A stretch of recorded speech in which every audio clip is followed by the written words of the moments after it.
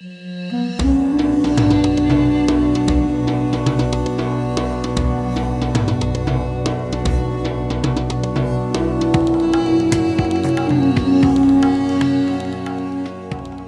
afternoon, everyone. I'd like to welcome you all to the Halftime Talk feature interview series. I'm delighted today to be joined by Najla Jamali, Chief Executive of Alternative Energy at OQ in Oman. Najla, thanks so much for joining us today.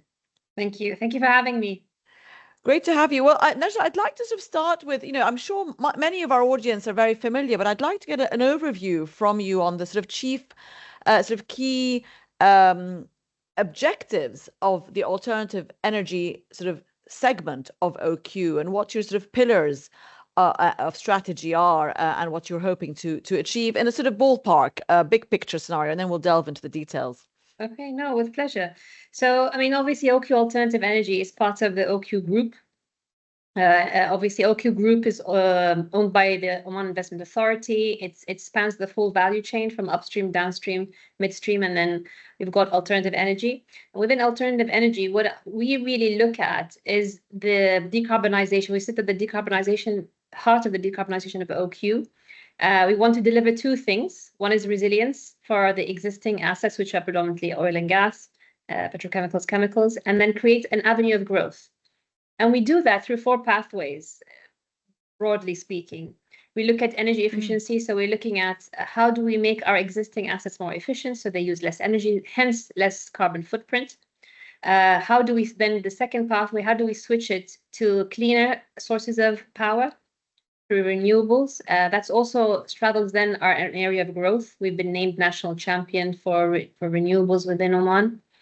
Our third pathway looks at low carbon molecules. Predominantly today, we're heavily into green hydrogen projects, but we look at everything within the low carbon molecule space, whether it's sustainable aviation fuel, e-methanol, methanation, green ammonia, you name it.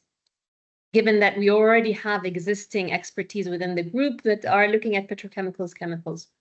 And then fourthly, we look at negative emissions. So that kind of covers really the 90 seconds of what we do within OQ Alternative Energy. Fantastic. Thanks, Najla. That's wonderful. Nice comprehensive intro. I mean, let's talk a bit about Oman's geography and why, for example, OQ would be able to take advantage of that. I mean, clearly that's there, and that's why your company has taken that path. But what particular sort of, I suppose, advantage would Oman have over other geographies to pursue some of the objectives that you've mentioned there?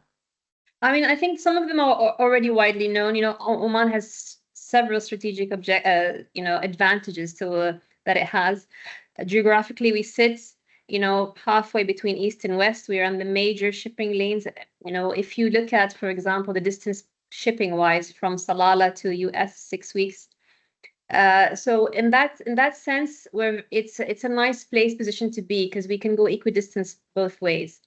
If we look at the size of Oman, I know many people appreciate that, Oman is about 309 square kilometers, which is larger than UK, but with a population of only 5 million. So we have vast areas of land that are uninhabited completely, which then lends itself very well for the proliferation of renewables. And specifically, then you look at the landscape of Oman. And how the fact that we have both wind and solar, and the way wind and solar work with each other, there's a complementarity such that the wind picks up in the afternoon, throughout the evening and into the morning. So practically, you have a cover in terms of renewables, with a capacity factor of over 50%. Most of the day can get covered by renewables, which is unique. Not many areas around the world that has that. So if I look at that, that's kind of looking at Oman, where it sits geographically. Then if I look at, let's say from a regulatory perspective, Oman is very stable. It has a long commitment to developing, within the energy transition space, stable economy, very excellent infrastructure. If you look at where the ports, roads, the network in terms of electricity, fantastic infrastructure that is already in place, which other regions where you have both this wind and solar complementarity may not have. So it's kind of already a natural advantage. And, maybe surreptitiously, when you look at it, specifically Duqm and Dhofar, which have, world-class ports, are the two areas where we have very strong winds. It's quite fortuitous. Absolutely. And I mean, I suppose you're solving that intermittency problem that many other geographies perhaps have to still deal with. You don't have that sort of 24-hour, let's say, more or less, power for that, as you said, for both energy, for both creating sort of renewable power advantages, and also other parts of your economy. I mean, let's talk a bit about the market for alternative fuels. You've got the natural advantage to produce them, but let's talk about domestically first within Oman. What is the balance of your demand projections between sort of domestic and export? And within the domestic economy, which sort of segment of the economy would you see that there would be the biggest advantage for those alternative fuels?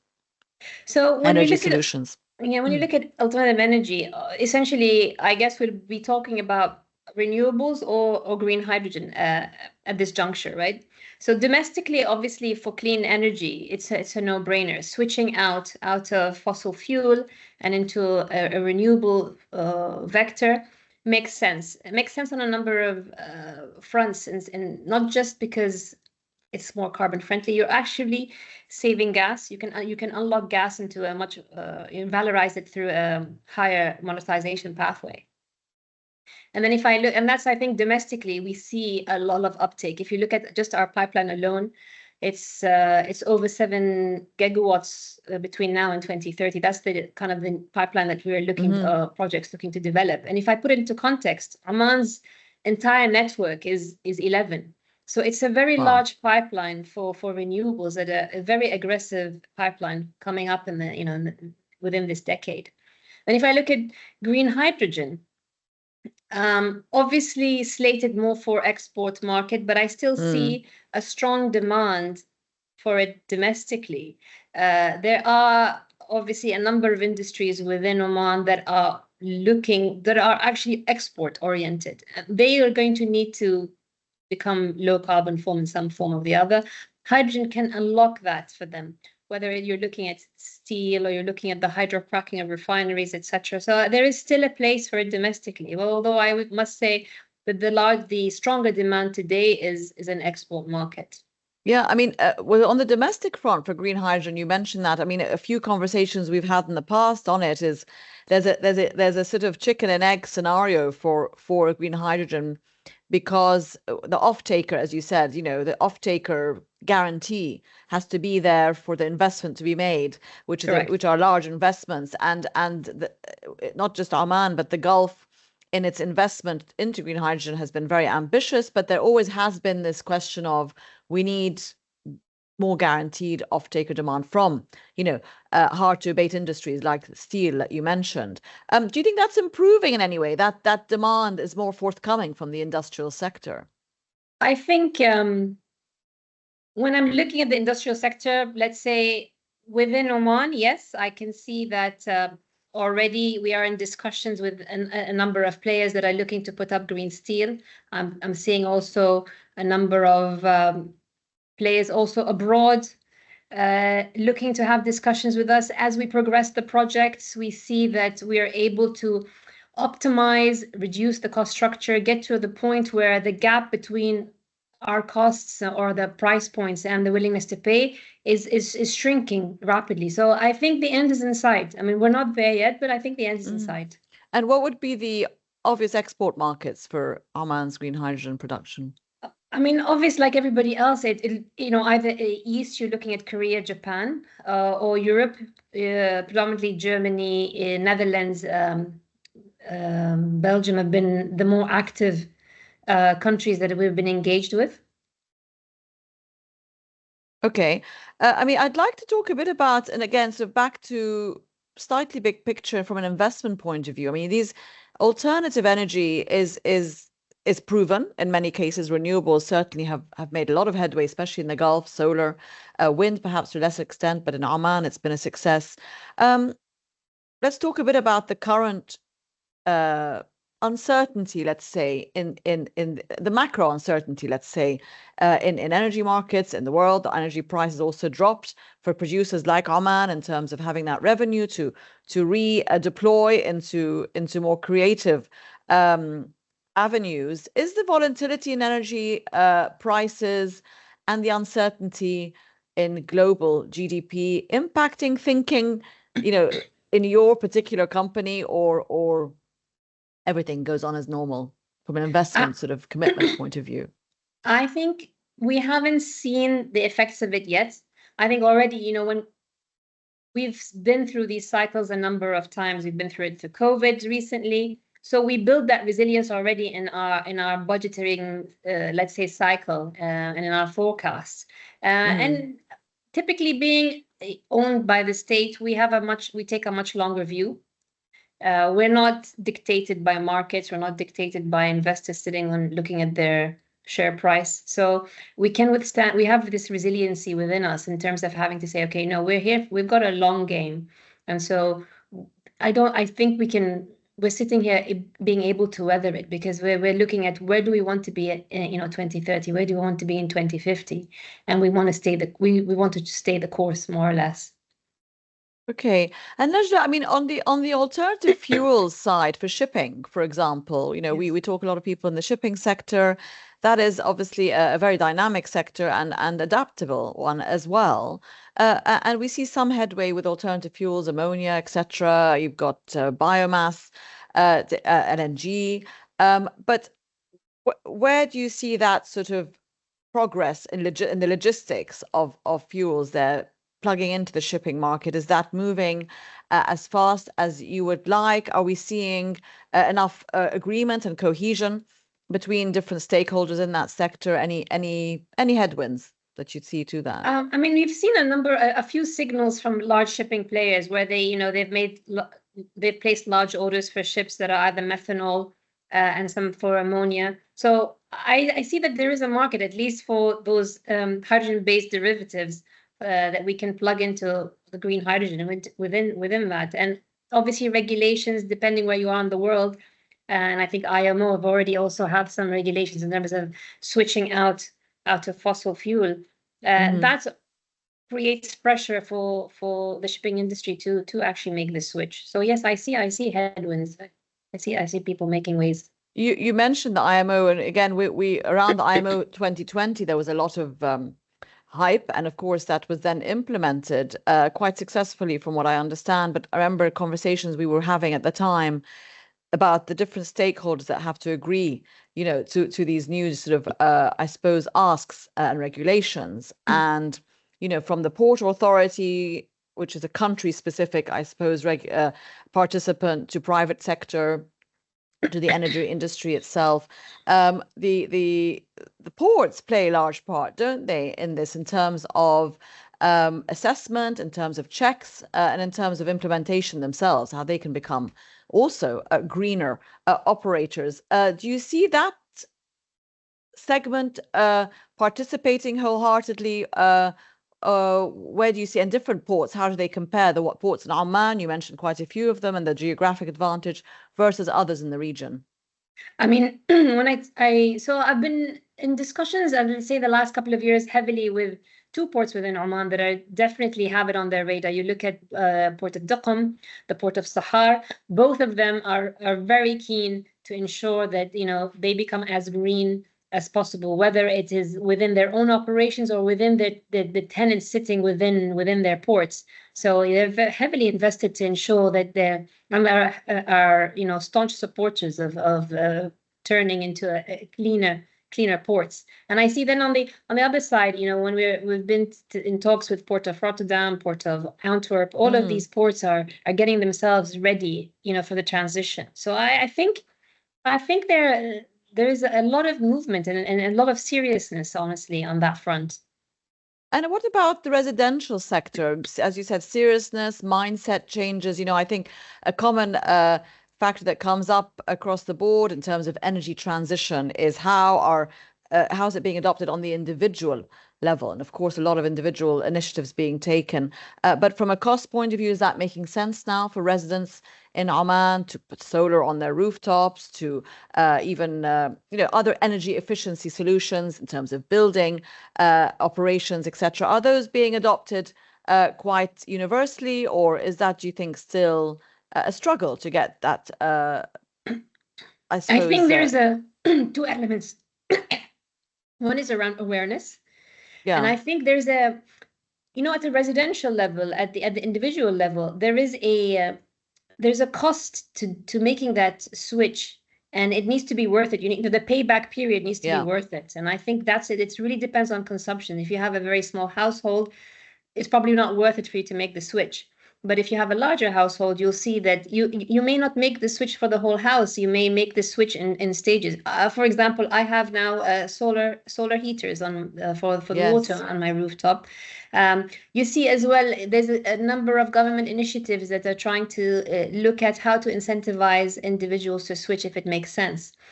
More and more, I've seen adoption here within Oman, at least on the residential side. I've seen solar panels on a number of homes, not just for the heating of their water, but it's just in general, even for power.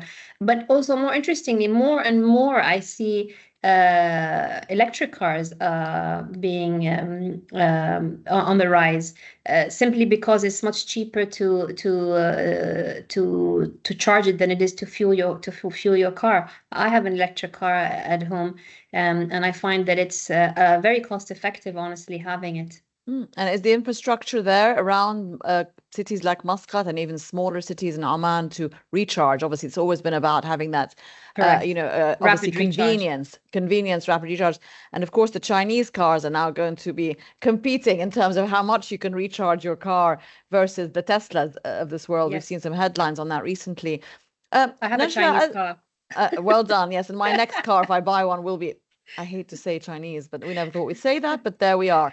Najla, Oman has a very strong tertiary academic R&D sector, particularly geared actually towards oil and gas and perhaps some other new technologies, AI, etc. as we progress on that front. But how much of a part is that playing, the sort of industry academia cooperation on continuing to research alternative fuels and deployment of those?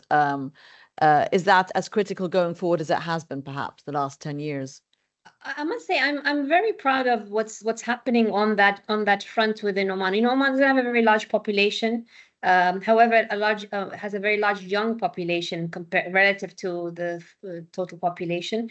Not a few universities, but you've seen a number of things come out. Like we've had the bus powered through biodiesel from date palms. We've had there's a hydrogen center, I think, in one of the universities. You see a number of initiatives, and then what's interesting is seeing also the change in curricula. There's a feedback loop that happens between industry and academia, where you've seen they've actually adjusted curricula to ensure that energy transition, alternative energy is part of their curricula. There is a master's program for renewable energy. I have a number of team members who are actually taking those courses within the local university. So yes, you see a lot of this feedback loop that's going on between industry and academia, which is a good thing. Absolutely critical. Najla, one more question before we wrap up. The power sector, a lot, the new sort of challenge, I suppose, across the world now is how are we going to not just power basic energy needs, and particularly, I mean, for the developing world versus developed, there's a big gap there. But the whole powering of technology, you have these new data farms, the whole AI takeoff. Oman has a serious AI agenda as well. It has land, as you said, lots of space, a big advantage there. Did you think Oman plans to take advantage of that offering in terms of making land available for these data farms? And would it have enough power using its renewables, using that innovation that it has developed to indeed, for that electric need that is becoming quite a challenge, isn't it? Yes. Well, we hope we can take advantage. We've had a number of conversations already with the giants of the world, looking at specifically that intersection of where are the cables landing. There are 13 cables that are landing in Oman. Where can we get green gigascale power? Is there space? There is space. The cooling is an issue. Can we do the cooling? Of course, we can do the cooling if you're down south in Dhafar, where the temperatures are not that high and you're very close to the waters. Yes, you can also do the cooling. And the interesting thing, I think, with also this kind of the Wusta region, and then you're going down to the south region, is you also have heights in terms of cliffs. You can create pumped hydro. So the combination of pumped hydro plus renewables means you can potentially get 24/7 renewable power. Plus they added the cool waters coming from the sea that you can use also for cooling. I'm not an expert on that, but those are the initial conversations that we've had. There is enough land. There is enough land for renewable power. There are cables that are coming through, and there's an ability to also to ensure that the cooling issue is not an issue, let's say.